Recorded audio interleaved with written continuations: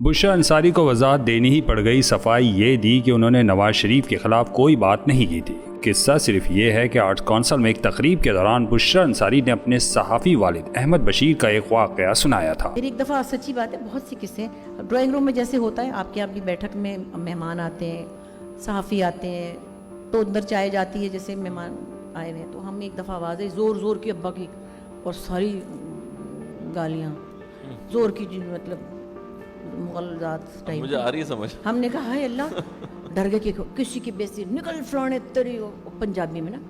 अब वो चला गया तो अम्मी गई, हम लोग की होया है, अब मैं नाम नहीं ले सकती हूँ कि वो लोग अभी वापस आए हैं, बुरी बात है।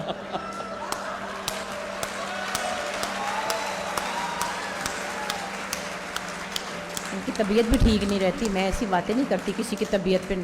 खैर उनके तरफ से कोई बंदा आया था, फलाना टिंगड़ा, उसका नाम लेके ना, मैनू लिफाफा देना ऐसी, मैनू लिफाफा देना ऐसी, मैं तो निकल था तेरी कोई। अच्छा, अब सोशल मीडिया पर यह कहा जाने लगा कि उन्होंने मुस्लिम लीग नून के सरबराह नवाज शरीफ को हदफ तनकीद बनाया है, जिसके बाद अब बुशरा अंसारी ने वीडियो पैगाम जारी करते हुए कहा कि उन्होंने हरगिज ये नहीं कहा था कि नवाज शरीफ की जानिब से वालिद अहमद बशीर को यह ऑफर हुई थी, बल्कि उन्होंने यही कहा था कि उनकी पार्टी की तरफ से एक साहब ये ऑफर लेकर आए थे, और इसका हरगिज ये मतलब नहीं कि ये सब कुछ नवाज शरीफ ने कराया हो। बुशरा अंसारी कहती हैं कि ये भी हकीकत है कि इस शख्स को नवाज शरीफ ने खुद नहीं भेजा था, क्योंकि ये चीज़ मुझे मालूम है कि हर पार्टी में लोग ऐसे होते हैं जो ये अमल खुद से करते हैं। बुशरा अंसारी कहती हैं कि वो नवाज शरीफ की बहुत इज्जत करती हैं, लेकिन इस वक्त सोशल मीडिया पर उनकी बात को जो गलत रंग दिया जा रहा है उससे उनका कोई ताल्लुक नहीं, और दरख्वास्त करती हैं कि ये सब ना किया जाए। बुशरा अंसारी के मुताबिक ये भी हकीकत है कि नवाज शरीफ ने पंजाब का नक्शा ही बदल दिया। पीपी ने भी अंदरूनी सिंध में मुख्तलिफ प्रोजेक्ट्स लगाए हैं। बुशरा अंसारी का ये भी कहना था कि वो किसी सियासी पार्टी में शामिल नहीं होना चाहती,